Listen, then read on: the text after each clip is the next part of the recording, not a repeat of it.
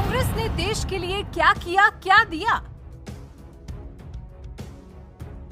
क्या कांग्रेस ने कभी समझी है देश की अखंडता? देश के दर्शनीय स्थलों के बारे में कांग्रेस का शून्य ज्ञान। क्यों विदेशी मेहमानों को दिल्ली आगरा तक ही किया सीमित? ताज नगरी दिल्ली के अलावा ना कुछ देखा और ना दिखाया।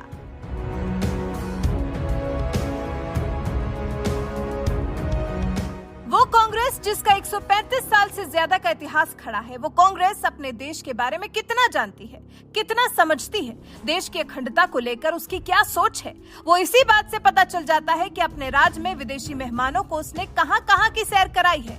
यहाँ आपको अचंभा जरूर हो सकता है कि भला इस तरह से कैसे मापा जा सकता है कि कांग्रेस अपने देश को कितना समझती है, लेकिन हम आपको सबूत के साथ बताएंगे कि कांग्रेस की सोच कितनी सीमित है और अपनी सोच के मुताबिक कांग्रेस ने भारत को भी कितना सीमित कर दिया था। वो तो साल 2014 में नरेंद्र मोदी की सरकार सत्ता में आ गई और फिर उसके बाद से तो जैसे देश ने अपने पंख फैला दिए, खुली हवा में सांस लेने लगा है देश। नरेंद्र मोदी के राज में कैसे साबित करेंगे आज।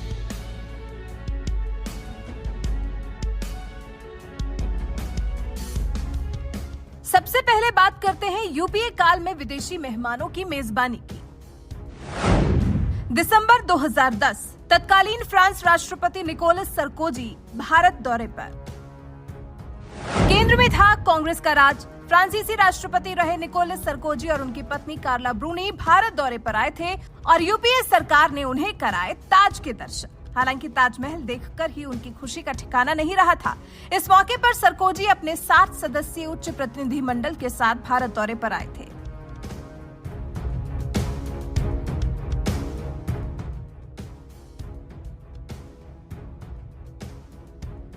से 23 नवंबर 2006 चीन के तत्कालीन राष्ट्रपति हु जिनताओ की भारत यात्रा। केंद्र में यूपीए का राज था और यूपीए सरकार ने हु जिनताओ को कराए ताज के दर्शन। चीन के तत्कालीन राष्ट्रपति हु जिनताओ ने अपनी पत्नी के साथ ताजमहल का दीदार किया था। ताजमहल की खूबसूरती के कायल हो गए थे जिनताओ।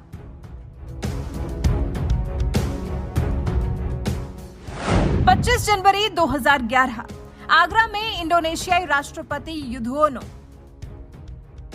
भारतीय तत्कालीन प्रधानमंत्री मनमोहन सिंह और इंडोनेशिया के तत्कालीन राष्ट्रपति सुसीलो बाम्बांग युद्धोनो के दौरे के बाद भारत और इंडोनेशिया के अरबों डॉलर के व्यापारिक सौदों पर हस्ताक्षर किए थे और युद्धोनो ने किया था आगरा में ताज का दीदार।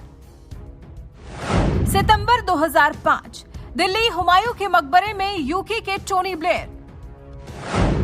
केंद्र में सत्ता पर थी कांग्रेस सरकार। ब्रिटेन के तत्कालीन प्रधानमंत्री टोनी ब्लेयर ने किया था भारत का दौरा। इस दौरान यूरोपीय संघ और भारत के बीच व्यापार और सुरक्षा के क्षेत्र में महत्वपूर्ण समझौते हुए थे और फिर ब्लेयर ने दिल्ली में ही हुमायूं का मकबरा देखा था। 2006 तत्कालीन अमेरिकी राष्ट्रपति की भारत यात्रा। साल 2006 में जब केंद्र में कांग्रेस का राज था, तब अमेरिका के तत्कालीन राष्ट्रपति जॉर्ज बुश भारत दौरे पर आए थे। बुश ऐसे वक्त में भारत आए थे जब 9/11 हमले के खिलाफ अमेरिका ने अफगानिस्तान में युद्ध छेड़ा हुआ था। इस वक्त भी कांग्रेस बुश को दिल्ली से बाहर का भारत नहीं दिखा पाई थी।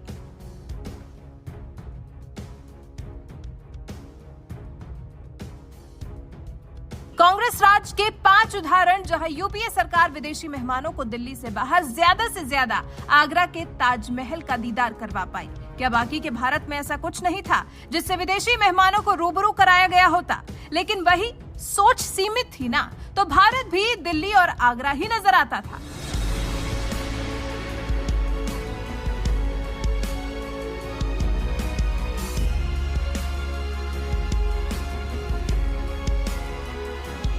अब बात करते हैं नरेंद्र मोदी के राज की। साल 2014 में नरेंद्र मोदी ने यूपीए को केंद्र की सत्ता से दूर कर एनडीए का राज कायम किया था और अब नरेंद्र मोदी राज में देखिए कैसे होती है विदेशी मेहमानों की मेहमान नवाजी, कैसे भारत के अलग अलग हिस्से से विदेशी मेहमानों को कराया जाता है रूबरू।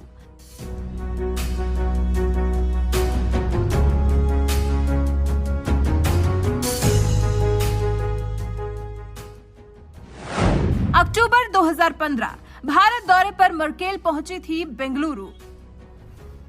केंद्र पर था एनडीए का राज और जर्मनी की चांसलर एंजेला मर्केल भारत दौरे पर आई थी। पीएम मोदी उन्हें ले गए थे तकनीक के हब कहे जाने वाले बेंगलुरु के कलपुर्जे बनाने वाली जर्मनी की बड़ी कंपनी बॉश के प्लांट पर। इसके कामकाज के तरीके से रूबरू करवाया था। उसके बाद national association of software and services companies और जर्मन फ्राउनहोफर इंस्टीट्यूट की तरफ से डिजिटाइजिंग टुमारो पर रखे गए तकनीक संबंधी कार्यक्रम में भी शामिल हुए थे।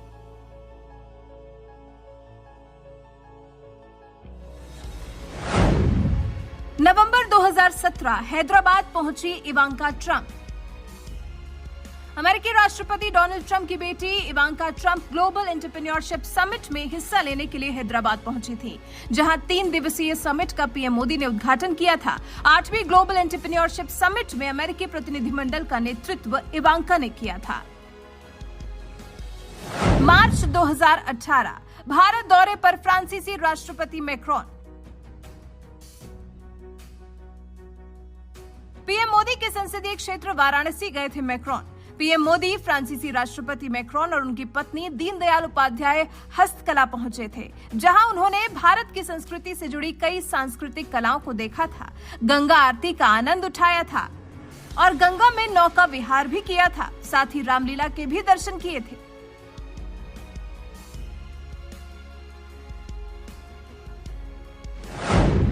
अक्टूबर 2019 चेन्नई दौरे पर चीनी राष्ट्रपति शी जिनपिंग।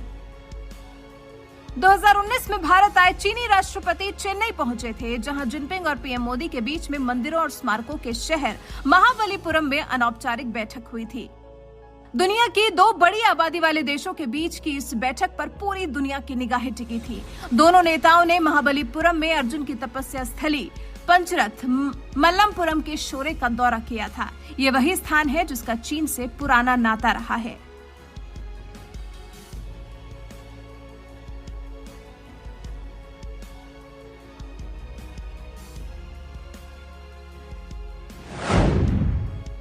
अप्रैल 2022 गुजरात के दौरे पर ब्रिटेन के पीएम बोरिस जॉनसन। दिल्ली से बाहर निकलकर नरेंद्र मोदी सरकार ने गुजरात में ब्रिटेन के पीएम बोरिस जॉनसन का स्वागत किया। यहां वडोदरा के हलोल में उन्होंने बुलडोजर बनाने वाली यूनिट का उद्घाटन किया। देखिए आपने विविधता, ये विविधताएं ही तो है जिसके लिए भारत दुनिया में विख्यात है। कांग्रेस ने इसी विविधता से विदेशी मेहमानों को हमेशा अछूता रखा, बल्कि नरेंद्र मोदी ने विदेशी मेहमानों को ज्यादा से ज्यादा भारत के अलग अलग पहलुओं से रूबरू कराने की कोशिश की। नरेंद्र मोदी ने कोशिश की कि विदेशी मेहमान आए तो वो व्यक्ति विशेष में नरेंद्र मोदी और जगह में सिर्फ देश की राजधानी दिल्ली को ना जाने, बल्कि पूरे भारत को जाने, भारत की अखंडता को समझे।